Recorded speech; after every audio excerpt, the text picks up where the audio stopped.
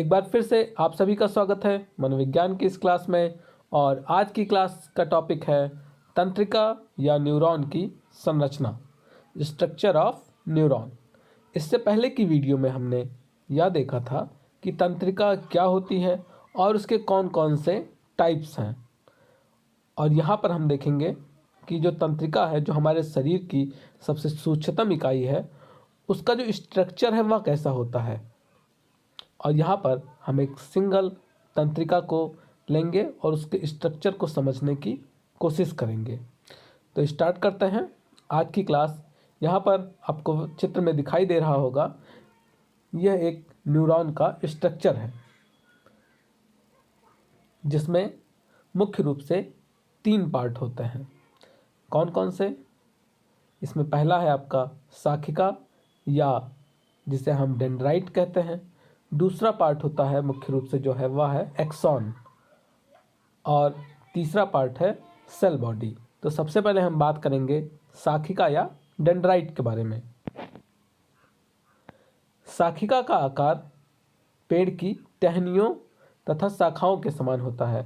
जैसा कि आप चित्र में देख पा रहे हैं, इसमें कुछ ऐसी आकृतियां दिख रही हैं जो कि पेड़ की टहनियों के समान हैं और जिसमें कई छोटी छोटी उप शाखाएँ भी निकली हुई हैं। कुछ बड़ी टहनियां हैं और उसमें से एक छोटी टहनियां भी निकली हुई हैं। तो ये टहनियां नहीं हैं, एक्चुअली ये न्यूरॉन्स के पार्ट हैं, लेकिन इनकी जो आकृति है वह टहनियों से मैच कर रही है। और इसका कार्य होता है दूसरे न्यूरॉन्स से आने वाली तंत्रिका आवेग को ग्रहण करना और उसे फिर कहाँ पर भेजना? सेल बॉडी में। सेल बॉडी, ये दिख रही है आपको आकृति, सेल बॉडी में इसको भेजा जाता है।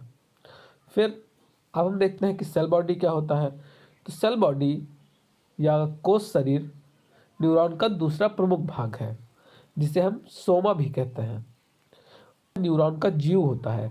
आपने ऊपर की वीडियोस में देखा था, पहले की वीडियोस में, कि वहाँ पर बताया गया था कि एक सेल होती है, एक कोशिका होती है, ग्लिया कोशिका, जो कि न्यूरॉन्स की रक्षा करती है, जो सेल बॉडी की रक्षा करती है। तो जिसकी रक्षा करती है वो यही है, वो सेल बॉडी ही है जिसकी ग्लिया कोशिका रक्षा करती है। यह न्यूरॉन का जीव होता है, या जो तंत्रिका है उसका जीव होता है सेल बॉडी। और यदि किसी कारण से सेल बॉडी या कोश शरीर नष्ट हो जाता है तब तंत्रिका कोश या न्यूरॉन कार्य करना बंद कर देता है, यानी उसकी मृत्यु हो गई, जो सेल है उसकी मृत्यु हो गई। कोश शरीर में एक विशेष तरल पदार्थ होता है जिसे हम साइटोप्लाज्म कहते हैं। आप देख रहे हैं यहाँ पर जो बीच में आकृति है उसमें एक विशेष द्रव भरा होता है जिसे हम साइटोप्लाज्म कहते हैं। कोश शरीर का मुख्य रूप से 2 कार्य होता है। पहला कार्य है कि शाखिका द्वारा लाए गए, जो डेंड्राइट के द्वारा जो आवेग आते हैं, तंत्रिका आवेग आते हैं, उनको ग्रहण करना और फिर उसे आगे बढ़ाना। और इसका दूसरा कार्य है तंत्रिका कोश को जीवित रखना। अब यहाँ पर आप समझने की कोशिश करें कि जो रिसेप्टर्स के द्वारा या जो संवेदी न्यूरॉन्स के द्वारा जो संवेदनाएं आती हैं वह कौन ग्रहण करता है? तो वह ग्रहण होती हैं डेंड्राइट के द्वारा, शाखिकाओं के द्वारा। वह सूचनाएं सेल बॉडी तक पहुंचती हैं और फिर वहां से वह आगे की तरफ जाती हैं। न्यूरॉन का जो सबसे प्रमुख भाग है वह है एक्सॉन। एक्सॉन जो कि आप देख रहे हैं कि ये सेल बॉडी से जुड़ा हुआ है और सेल बॉडी से यह फिर आगे की तरफ जा रहा है। और इसकी जो संरचना है वो एक लंबवत संरचना होती है, लंबी संरचना के रूप में आगे की तरफ जा रहा है। अधिकतर न्यूरॉन का एक्सॉन एक पतला परंतु मोटा आवरण से ढका होता है। आपको यहाँ पर दिखाई दे रहा होगा कि जो एक्सॉन है वह बीच बीच में कुछ मोटा हुआ है, कुछ गैप है उसमें, और गैप गैप करके कुछ मोटी चीज़ से वह ढका हुआ है। तो जिससे वह ढका हुआ है उसे हम कहते हैं माइलन शीथ। इसका आवरण कंटिन्यूअस नहीं होता, सतत नहीं होता है। प्रत्येक 2-2 मिलीमीटर पर वह काफ़ी पतला होकर बीच में दबा होता है। अब एक्सॉन का क्या कार्य होता है? तो एक्सॉन का पहला कार्य है कि जो सेल बॉडी से होते हुए जो तंत्रिका आवेग आ रहे हैं उनको ग्रहण करना, और फिर इसका दूसरा कार्य है कि उसे फिर एंड बॉडी तक या एंड ब्रश तक पहुंचाना।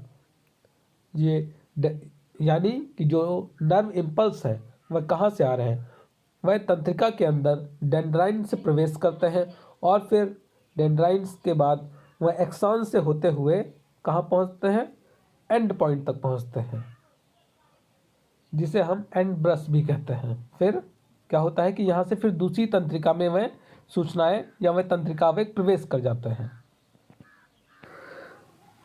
अब हम बात करते हैं साइनेप्स या संधि स्थल के बारे में। तो दो न्यूरॉन जहाँ आपस में मिलते हैं वहाँ पर इन दोनों के बीच में कुछ रिक्त स्थान होता है और जिसके कारण वह दोनों आपस में सट नहीं पाते हैं, आपस में मिल नहीं पाते हैं। जैसा कि आप यहाँ पर पिक्चर में देख रहे हैं, यहाँ पर दो पिक्चर हैं। एक में दो न्यूरॉन्स आपस में मिल रहे हैं और फिर जहाँ पर वे मिल रहे हैं जो साइनेप्स है उसी को दूसरे पिक्चर में बड़ा कर दिखाया गया है। तो यहाँ पर आप देखें कि दोनों के बीच में, दोनों न्यूरॉन्स के बीच में एक गैप है और इसी गैप को साइनेप्स या संधि स्थल कहा जाता है। और फिर जो एक न्यूरॉन से दूसरे न्यूरॉन में जो सूचनाएं हस्तांतरित हो रही हैं वह किसके द्वारा होती है, तो वह न्यूरोट्रांसमीटर के द्वारा एक न्यूरॉन से दूसरे न्यूरॉन में सूचनाएं जा रही हैं। तो इस तरीके से यह क्लास यहीं पर समाप्त होती है और इस क्लास के जो नोट्स हैं उनका आप स्क्रीनशॉट ले लें, मैं आपको दिखाई दे रहा हूँ यहाँ पर।